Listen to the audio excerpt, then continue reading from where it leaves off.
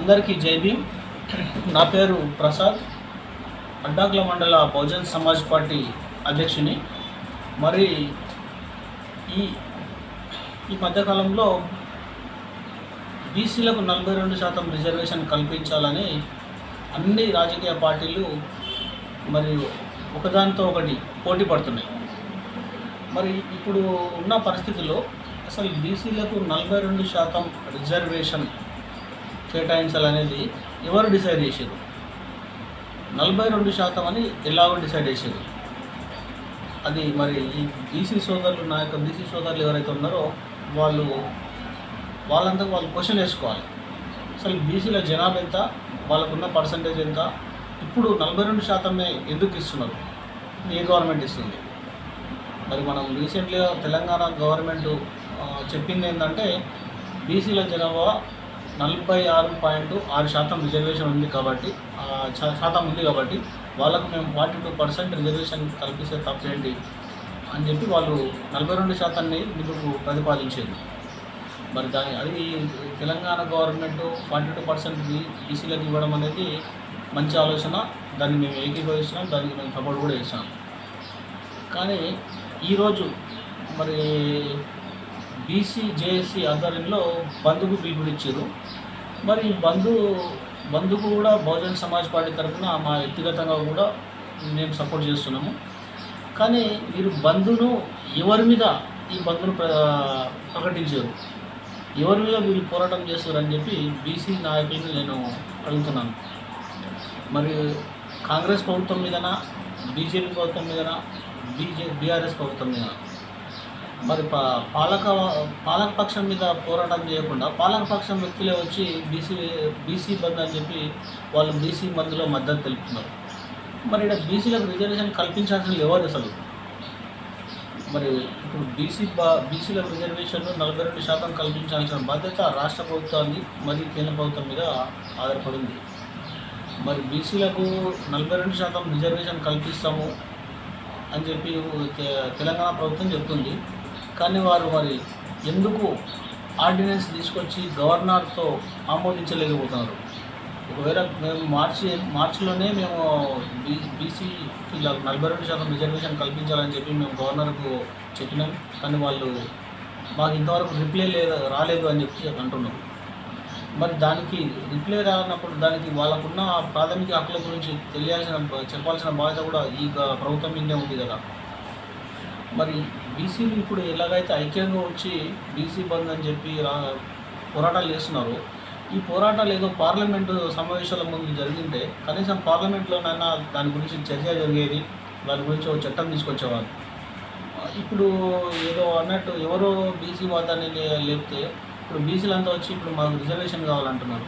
మరి BC reservation కూడా ఇంకో పాయింట్ ఏంటంటే ఈ బీసీ రిజర్వేషన్ దేంట్లో కల్పిస్తున్నారు? రాజకీయాల్లోనా, ఉద్యోగాల్లోనా, లేకుంటే విద్యలోనా? ఇది ఖచ్చితంగా బీసీ సమాజం గమనించాలి. మరి ఇప్పుడు తెలంగాణ ప్రభుత్వం ఇస్తున్నది ఏ రంగంలో? మూడింట్లోన కేవలం ఓన్లీ స్థానిక ఎన్నికలు మాత్రమేనా? ఇది మీరు ఆలోచన చేయాలి. మరి కాంగ్రెస్ ప్రభుత్వము 42% రిజర్వేషన్ ఇస్తా అంటుంది, అది కేవలం స్థానిక ఎలక్షన్లకు మాత్రమే పరిమితం. ఇది ప్రతి ఒక్క బీసీ నాయకుడు గుర్తుంచుకోవాలి, బీసీ సమాజం గుర్తుంచుకోవాలి. మీకు ఇప్పుడు వర్తించే 42% అనేది ఉద్యోగాల్లో, విద్యలో వర్తించదు. ఇది కేవలం స్థానిక సంస్థలు ఇచ్చుకునేది మాత్రమే. మనకున్న ఆర్టికల్ 243 కూడా అదే చెప్తుంది.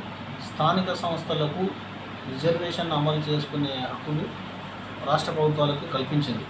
వీళ్ళు చేసుకోవచ్చు, కానీ దాన్ని కూడా ఒక చట్టం ప్రకారం చేయాలి. ఎవరికి ఎంత వాటా ఇస్తామనేది పూర్తిగా రాష్ట్రాల చేతిలోనే ఉంటుంది.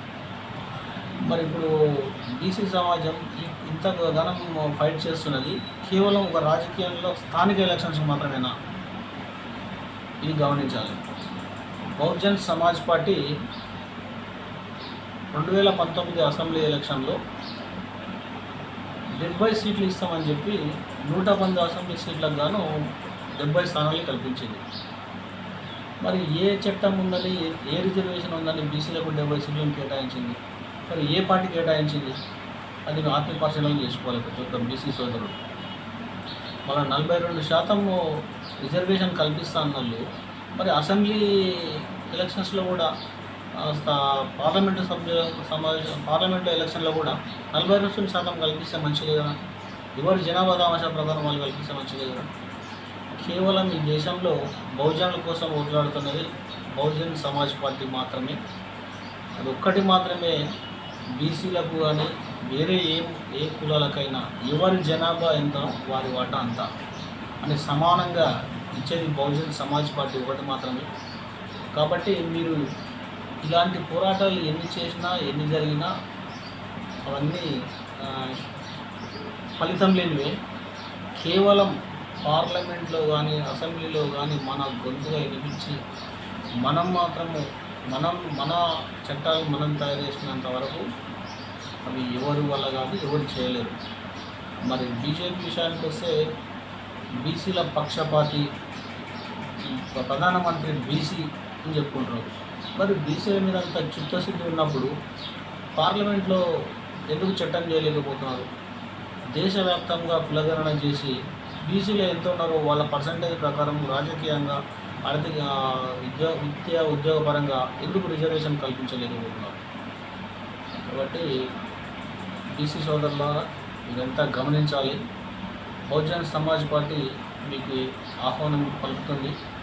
మీరు రండి, కలిసి పనిచేసి మనం పార్లమెంటు అసెంబ్లీలో అడుగుపెట్టే దిశగా మనం వెళ్ళి మరి ఈ యొక్క మనకు చెందాల్సిన హక్కులు ఏవైతే మనకు న్యాయపరంగా ఎవరి జనాభా దామాష ఎంత ఉందో వారి ప్రకారంగా విద్యారంగంలో కానీ ఉద్యోగాల్లో కానీ రాజకీయంగా కానీ మనం కొట్లాడి మనం జీవాలు చేసుకున్నాం. కాబట్టి మీరందరూ గమనించాల్సిందిగా కోరుకుంటూ సెలవు తీసుకుంటాం. జై భీమ్.